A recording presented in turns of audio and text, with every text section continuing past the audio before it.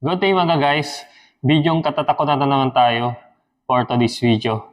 So, disclaimer sa mga mahihinayang loob at hindi sanay manood ng ganitong mga horror videos is kailangan may kasama kayo at guidance ng nakakatanda.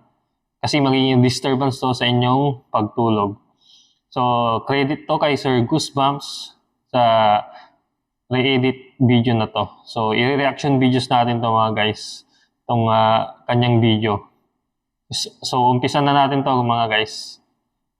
Visit. Sa video ito ni Kaylin, lagpas alas 3 ng madaling araw, bigla na lang. Wait lang. TikTok videos to ni Musician Madness. So, ipalo nyo na lang din to si Musician Madness sa TikTok account niya. So, sa kanya originated tong video galing sa re-edit ni Sir Goosebumps. Tuloy na natin. Siyang mapabangon dahil sa nararamdaman niya.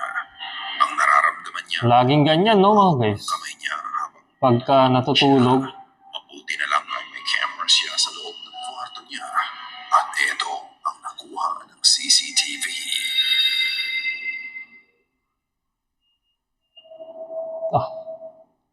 may napansin tayo doon mga guys. May parang puti na papunta sa kanya. Yun o, puti.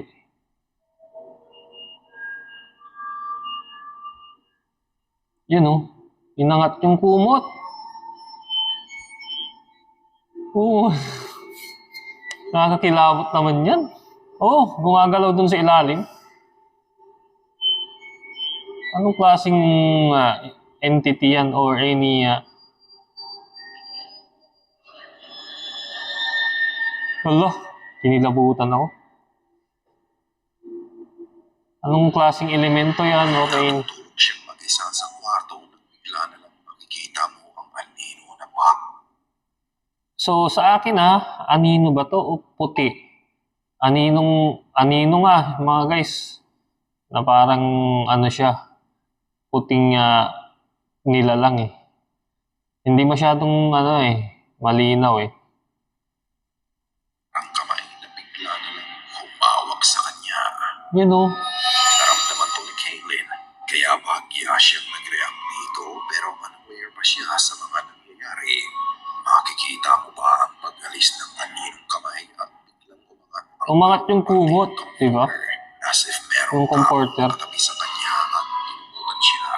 Paniwala niya ito ay ang kaluluwa ng yumaon niyang asawa na bumibisita sa kanya. Kumbaga, yung asawa niya is patay na.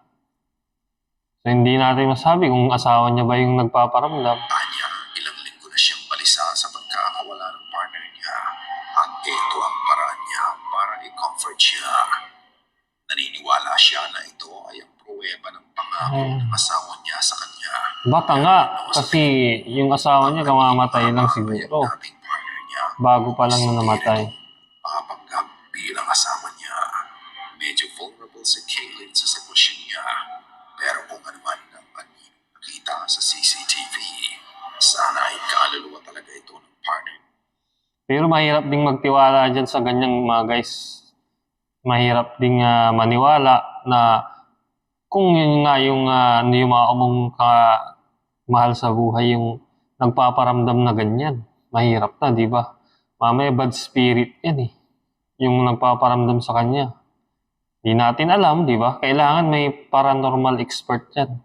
Or any yung mga spiritual warrior or spiritista yung kailangan makasagot yan. Yung mga expert. May papaliwanag nila yan eh. Kaya nilang kumbaga makausap siguro or kumbaga makipag-communicate kung yun nga talaga yung yung mga kanyang mahal sa buhay, di ba mga guys? Pero mahirap magtiwala, mamaya bad spirit yan eh. Dark entity, di ba? Tuloy na natin.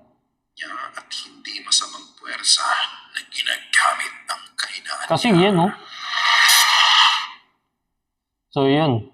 Yun yung video na yun mga guys. So kung may comment kayo sa video ito mga guys, or suggestion or any kung gusto nyo magpa-shoutout, comment down below na lang mga guys.